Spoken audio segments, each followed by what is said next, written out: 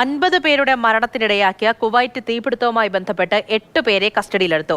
ഇതിൽ 3 പേർ ഇന്ത്യക്കാരും ഒരാൾ കുവൈറ്റ് സ്വദേശിയുമാണ്.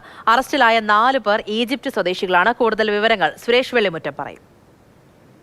കഴിഞ്ഞ ബുധനാഴ്ചയാണ് കുവൈറ്റിലെ മംഗഫിൽ അഗ്നിബാധയുണ്ടാകുന്നതും 50 പേർ മരിക്കുന്നതും. ഈ സംഭവത്തിലാണ് ഇപ്പോൾ 8 പേരെ കസ്റ്റഡിയിൽ എടുത്തിട്ടുള്ളത്. കോടതിയുടെ നിർദ്ദേശപ്രകാരമാണ് 8 പേരെയും കസ്റ്റഡിയിലെടുത്തത്. മനഃപൂർവ്വമല്ലാത്ത നരഹത്യ, ഗുരുതരമായിട്ടുള്ള അശ്രദ്ധ, ഈ 2 കുറ്റങ്ങളാണ് ഇവർക്കെതിരെ ചുമത്തിയിട്ടുള്ളത്.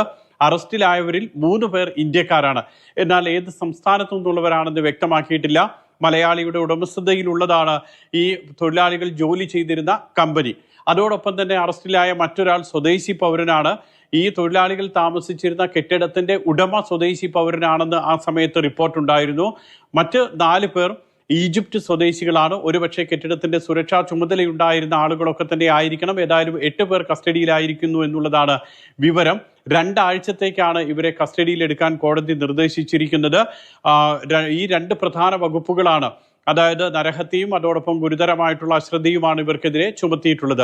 സംഭവം നടന്ന അന്ന് തന്നെ 3 പേരെ അറസ്റ്റ് ചെയ്തതായി, കസ്റ്റഡിയിലെടുത്തതായി റിപ്പോർട്ടുണ്ടായിരുന്നു. ഒരു സ്വദേശി പൗരനും മലയാളിയും അതോടൊപ്പം തന്നെ ഒരു ഈജിപ്തുകാരനും എന്നുള്ളതായിരുന്നു അന്ന് റിപ്പോർട്ട് വന്നത്. ഒരുപക്ഷെ ഇവരടക്കമാണോ ഈ 8 പേർ എന്ന് വ്യക്തമായിട്ടില്ല. ഏതായാലും 25 മലയാളികളടക്കം 50 പേരുടെ ജീവൻ അപഹരിച്ച സംഭവത്തിലാണ് ഇപ്പോൾ പുതിയ നടപടി ഉണ്ടായിട്ടുള്ളത്.